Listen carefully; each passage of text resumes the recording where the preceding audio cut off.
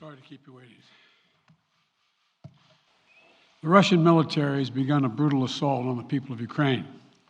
Without provocation, without justification, without necessity, this is a premeditated attack.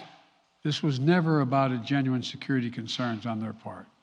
It was always about naked aggression, about Putin's desire for empire by any means necessary, by bullying Russia's neighbors through coercion and corruption, by changing borders by force, and ultimately by choosing a war without a cause. He has much larger ambitions in Ukraine. He wants to, in fact, reestablish the former Soviet Union. That's what this is about. And I think that his ambitions are completely contrary to the place where the rest of the world has arrived. And Putin's aggression against Ukraine will end up costing Russia dearly, economically and strategically. We will make sure of that.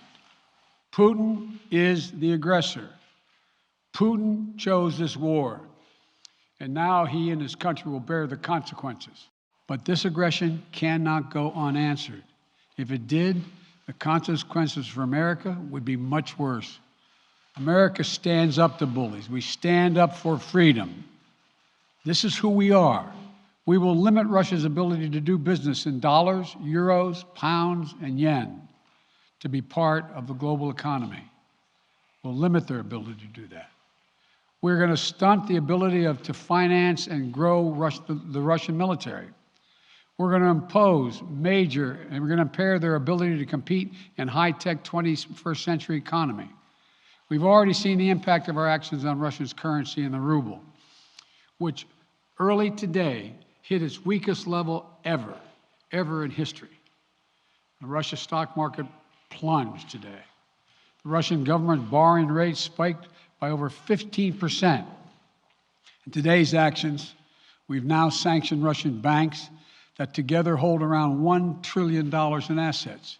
As promised, we're also adding the names to the list of Russian elites and their family members that were sanctioned as well. Some of the most powerful impacts of our actions will come over time as we squeeze Russia's access to finances and technology for strategic sectors of its economy and degrade its industrial capacity for years to come. The United States will defend every inch of NATO territory with the full force of American power. And the good news is, NATO is more united and more determined than ever. We have purposely designed these sanctions to maximize the long-term impact on Russia and to minimize the impact on the United States and our allies. Russia propaganda outlets will keep trying to hide the truth and claim success for its military operation against a made-up threat. But history has shown, time and again, how swift gains in territory eventually give way to grinding occupations. When the history of this era is written, Putin's choice to make a totally unjustifiable war on Ukraine will have left Russia weaker and the rest of the world stronger. NATO is more united than it's ever been, and I have no plans to talk with Putin. The sanctions that we've proposed on all their banks are of equal consequence, maybe more consequence than SWIFT, number one.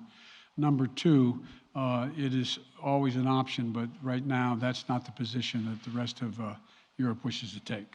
The notion that this is going to last for a long time is highly unlikely as long as we continue to stay resolved in imposing the sanctions we're going to impose on Russia, period.